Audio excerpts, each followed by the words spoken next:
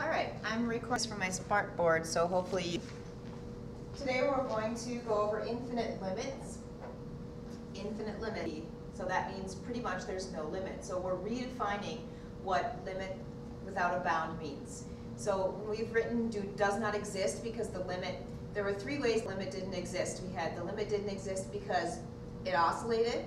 That still stands. Limit does not exist. Limit does not exist because the graph had a big gap there, jump.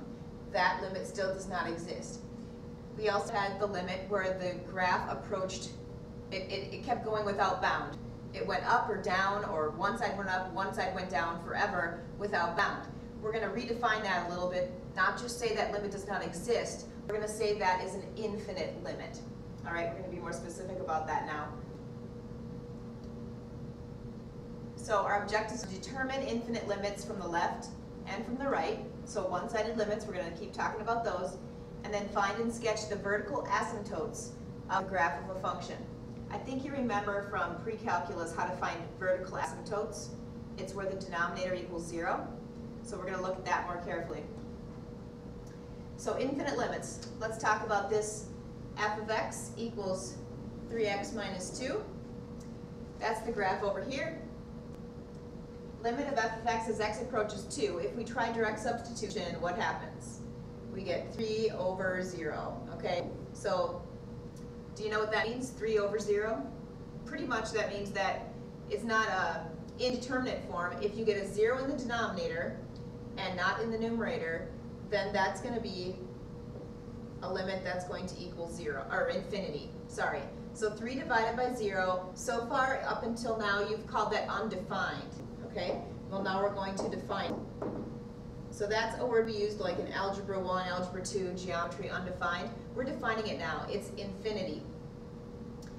The limit of f of x as x approaches 2 from the right, if you look at the graph from the right, as x approaches 2 from the right, what happens to the y values? They go up without bound. We're going to call that positive infinity. So since it's positive, you don't have to write a symbol by it. The limit of f of x as x approaches 2 from the left, that's this one, goes down forever without bound. We're going to call that negative infinity. So if you're talking about limits that are one-sided limits, you have to be specific about positive or negative infinity. But if you're talking about the limit as it approaches 2, where you're talking about both sides, we can't determine if one's going up or one's going down. We're not going to say one's positive, one's negative. If we're talking about the limit as x approaches 2, from both sides, we're just going to say that answer is infinity. Even if one side goes down and one side goes up, we're going to call that infinity.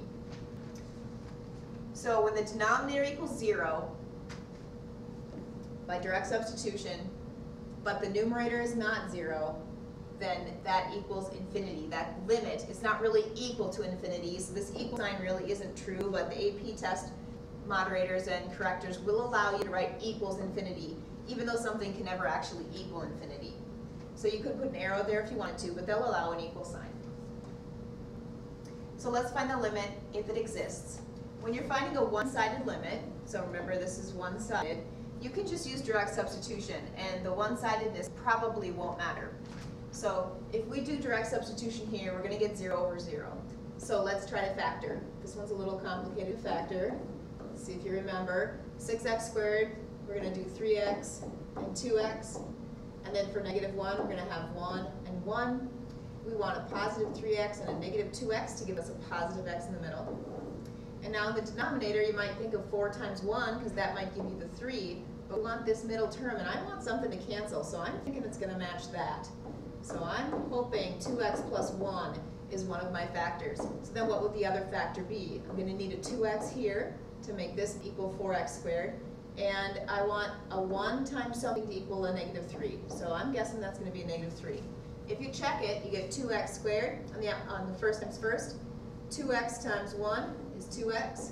Negative 6x in the middle, that gives you your negative 4x. And last times last is negative 3. So that does work. And if we cancel it, we're just finding another function that agrees at all but one point. We've canceled out that problem there.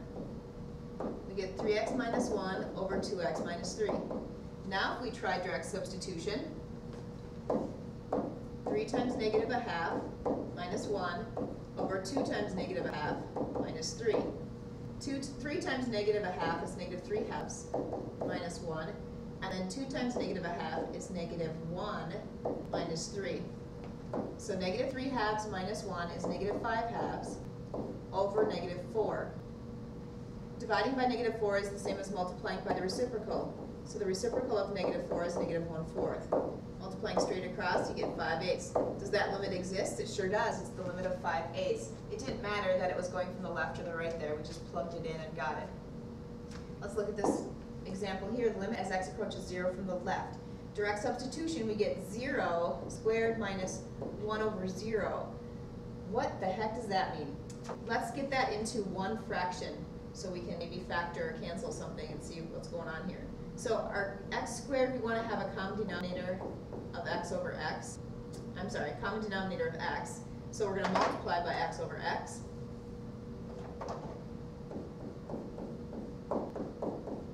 So that's going to be x cubed over x minus 1 over x. Now that they have the same denominator, we can write them x cubed minus 1 over x. So direct substitution, 0 minus 1 over 0. So we get negative 1 over 0. Any fraction that has only a 0 in the denominator and a constant in the numerator is approaching infinity. But because this was a one-sided limit, we have to determine if it's really just infinity, positive infinity, or negative infinity. So you can plug in some values close to 0 from the left. Plugging in like negative 1, you get 2. Plugging in negative a half, so if you plug in negative 1, you get 2. You plug in negative a half, you get 2.25. Plug in negative 0.01, so we're getting closer and closer to 0 from the left. You get 100. So what's happening to those y values? They're approaching positive infinity. They're getting higher and higher. So that is our answer. The limit does not exist, but to be more specific, the limit approaches infinity. The limit is positive infinity. Here's the definition of a vertical asymptote. Whoa, what happened to my examples here? I'm going to pause for a sec. All right, so I lost one of my examples. The definition of a vertical asymptote: if f of x approaches infinity or negative infinity, as x approaches a certain value or the left, then the line x equals c is a vertical asymptote. So if you want to find if a graph has a vertical asymptote, you find the limit as x approaches that number, and that's where it would have a vertical asymptote if the limit is infinity or negative infinity. So let's determine all the vertical asymptotes of the graph of each function. Remember, if something has a vertical asymptote, it's where the denominator equals 0. That's our big idea here, is that the denominator,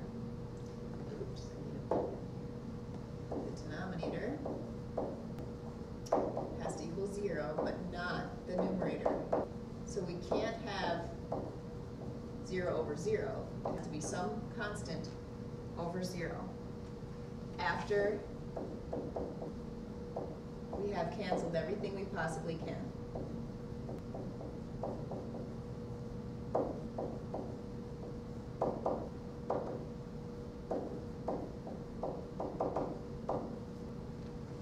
All right, so right now, is there anything we can factor or cancel on number 1 here? No, that's good go. So what makes this denominator equal 0? So you can solve it. Divide by 2, subtract 1. If x equals negative 1, that will make this denominator equal 0. So then x equals negative 1 is the vertical asymptote of the graph of 1 over 2x plus 1. 2 times the quantity x plus 1. So you can graph that and see that there's a vertical asymptote there. It kind of looks like this. Remember, your calculator doesn't know what to do with vertical asymptotes, so you have to be smarter than your calculator. Always look for what makes the denominator equal 0, and you're fine. Example number 2, if we have x squared plus 1, that's a 1, over x squared minus 1. So right now, is everything canceled that we possibly can or factored? Well, I know I can factor the denominator. and it's going to factor to x plus 1 times x minus 1. But you can't factor the numerator, so nothing's going to cancel. So this is as good as we're going to get. So now let's look at what makes that denominator equal 0. So set your denominator equal to 0. You may not remember what it's called, but the zero product property tells you that if you have two things that multiply together to equal 0, then either this one has to be a 0 or this one does, because the only way to get a 0 answer when you multiply two things together is if one or the other of the numbers is 0. So this one you solve, you get x equals 1. This one you solve, you get x equals negative 1. So this graph has two vertical asymptotes, two numbers that make the denominator equal 0. So those are your vertical asymptotes. Cotangent is cosine over sine. What makes that denominator equal 0? Where is sine equal to 0? Well, on our unit circle, over here, this is the point 1, 0. Sine is the second number, so that's 0. So when x is 0, we've got a vertical asymptote. Where else on our unit circle? How about over here? Sine is 0 there too, so at pi. What about go around again? 2 pi. What about go backwards? Negative pi, etc., etc. Those are all the vertical asymptotes for cotangent. Example number 4. Let's factor. The denominator factors to x plus 2 times x minus 2. But we can't just say, oh, we've got two vertical asymptotes. We have to factor the numerator, because we might have a removable discontinuity, which might be one of these two factors, and if we remove it, then it was a whole, not a vertical asymptote. For 8, we would have 4 and 2. We want a positive 4 and a negative 2 to get a negative 8, and our positive 2x in the center.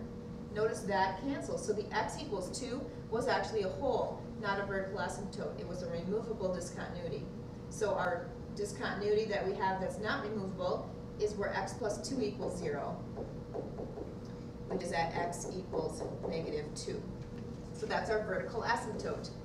Removable discontinuity, vertical asymptote at x equals negative 2. Let's look up here at this example number 5. I have to erase something, but make sure you keep that in your notes. 3 minus 4 over t squared. Well, we have a denominator, but let's just make sure it's the denominator of the whole function. So get a common denominator, multiply the 3 by t squared over t squared, so we have a common denominator. So we have 3t squared minus 4 over t squared. Now can we factor the numerator? No, we can't. So where does t squared equal 0?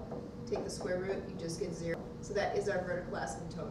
Just always, anytime you have a partial rational function where part of it's a fraction and part of it's not, get it all combined together before you look for vertical asymptotes. It has to be one big function. How about this one? X cubed plus 4x squared plus 5x plus 10 all over x plus 2. It'd be really great if we could factor it. How do we know if you can factor it? And who remembers how to factor x cubed stuff? So this is what I always do. I'm hoping x plus 2 is a factor, or if it's not, it won't matter. Because all I'm looking for is this x plus 2 going to cancel out? Because if it cancels into, but if it does cancel out, if it does cancel out, it's not my vertical asymptote. But if it doesn't cancel out, then it is my vertical asymptote. So I think I'm going to cut this recording and start it, the next one with number 6.